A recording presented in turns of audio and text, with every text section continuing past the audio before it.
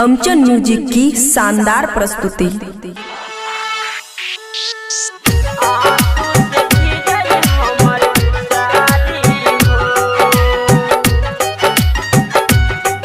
खुशी recording studio बलुआहा।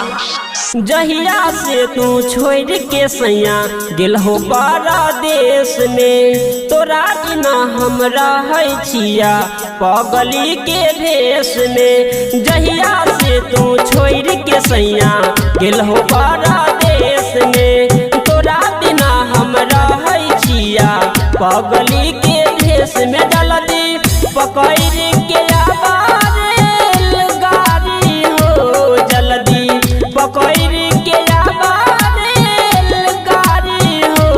रोजे आंसू से भीजल हमर साड़ी हो, रोजे आंसू से भीजल हमर साड़ी हो।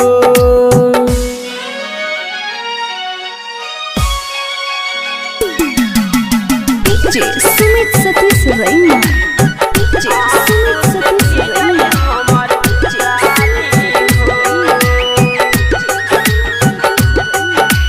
ओठ के लाली कान के बाली रोबै 16 सिंगार हो, तोरा बिना सुना लागै घर हर द्वार हो। ओठ के लाली कान के बाली रोबै 16 सिंगार हो, तोरा बिना सुना लागै घर हर द्वार। अब लेट न कर हाली हो, अब लेट न कर हाली हो। रोजे आंसू से भीजल हमर साड़ी हो, रोजे आंसू से भीजल हमर साड़ी हो।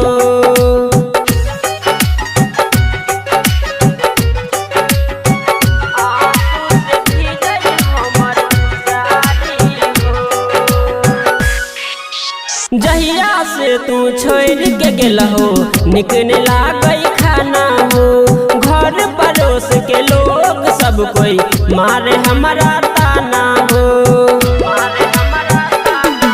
हाँ, जहिया से तू छोड़ के गेल हो निकने लागई खाना हो, घर पड़ोस के लोग सब कोई मारे हमारा ताना। संजीत संगम के संगे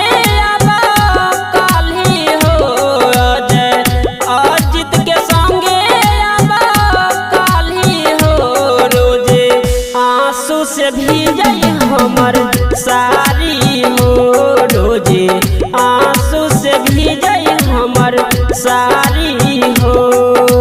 जहिया से तू छोड़ के सैया गेल हो परदेश में, तोरा बिना हम रहै छिया पगली के भेष में। जल्दी पकड़ के आवा रेलगाड़ी हो, जल्दी पकड़ के आवा रेलगाड़ी हो। रोजे आंसू से भीजल हमर साड़ी हो, रोजे आंसू से भीजल हमर साड़ी हो। खुशी रिकॉर्डिंग स्टूडियो बलुआहा।